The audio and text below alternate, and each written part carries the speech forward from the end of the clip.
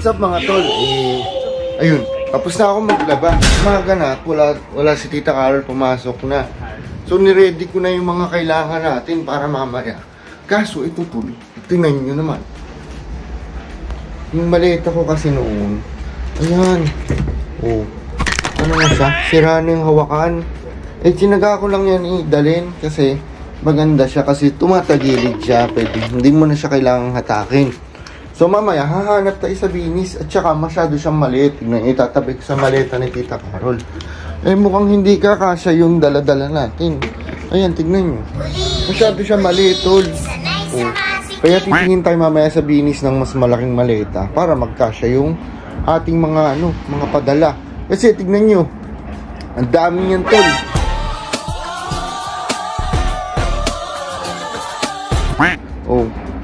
Meron pa mga damit dito. Tapos bukod pa dyan, teka, papakita ko sa inyo ang dami pa nito. Tingnan nyo yung ibang dadalhin pa natin. Itong isang trolley ng Tim Tam. Puno to ng Tim Tam, tol. Ayan. Lahat yan punong-puno yan ng Tim Tam. Siguro mga 40 piraso yan. Tapos bukod pa doon, meron pa tayong Toblerone. Toblerone parang 10 piraso yun. Saan na ba yun? Ito. Ito yung Toblerone, tol. Ang dami. Ang lalaki niya, no?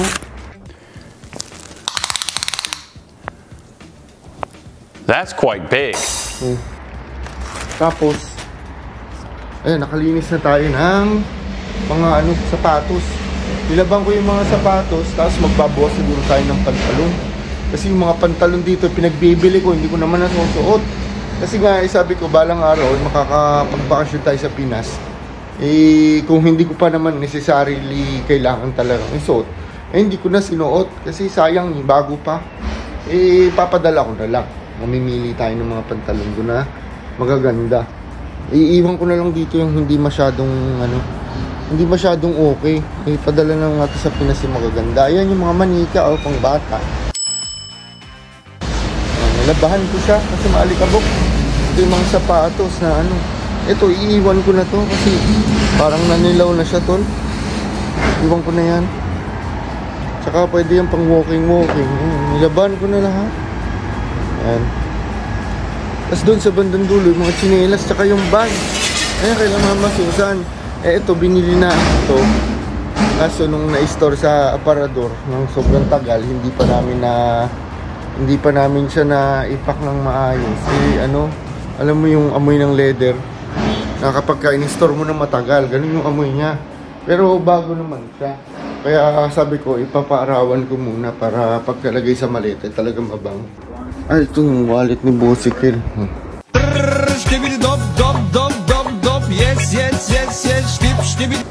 Ito yung iba, yung second na batch ng mga sapatos. Ito yung mga safety na sa maleta kaya hindi nalikabukan. Hindi naman kasi namin in-expect na makiging maalikabok kasi nga, di ba, nung nakaraang bumibili kami, naman, winter tsaka autumn kaya wala masyadong alikabok. Ngayong summer, naging masyadong maalikabok na yung paligid. Ayun, tol, ginamit ko na yung flow kasi nahirapan ako maghawak ng selfie stick. Kaya ginamit ko na yung ating flow. So, paano pa bang gagawin natin? Pupunta tayong binis mamaya para makita kung ano yung maleta na pwede natin bilhin doon. Tapos, may naalala ko kaya ako nag-record nalimutan ko na naman. Ayun, tol, naalala ko na. Yung mga laptop pala, baka malimutan natin kaya lalabas ko na sa itayo muna natin to. Ilalabas ko na dito sa aparador kasi baka yun pa yung malimutan natin. Yung mga ito nakuha namin to sa council cleanup. 3 laptop to. Ito yung Apple Watch, ilalabas ko na rin para kay Bosikil.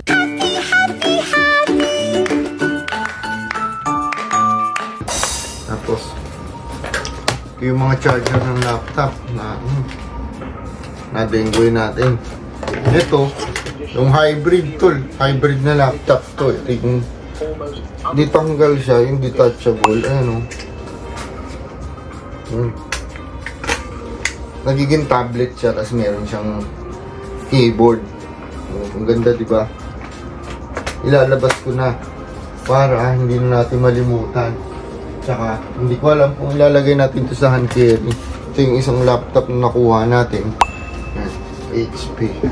HP itong dalawa. Ito, mukhang iiwan ko na to. Nuknukan ng bigat nito. Parang DVD player. Iniisip ko nga kung do-donate ko na lang to sa Binis eh.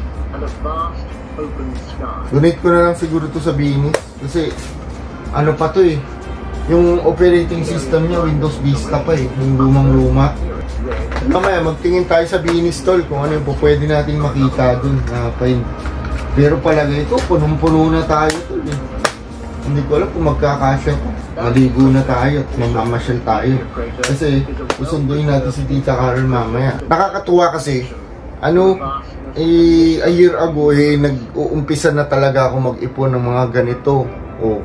Ngayon unti-unti na natin siyang inilalagay sa maleta para maipadala na at kasama natin ibibigay natin sa mga kamag-anak natin.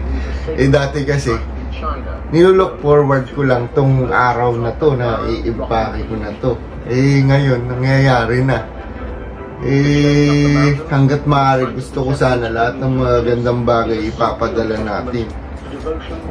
Siguro pero yung mga bagay siguro na medyo kailangan namin dito kaya nitong Xbox hindi ko na i-impake kasi wala kaming entertainment pagka pinadala ko yan. Kasi siyempre ni-utilize din namin yung space ng ng maleta namin kasi baka may ilalagay kami na space consuming tapos eventually marirealize namin na may mas maimportante pa kaming pwedeng ilagay. Kaya pinag-iisipan kong maigi diskartehan natin kung anong mga ipopwesto pa natin dito. So ayun tol, maliligo muna ako ha, mamaya ulit. Yo tol, tapos na tayo maligo. Punta na tayo sa Binis at mag-check tayo nung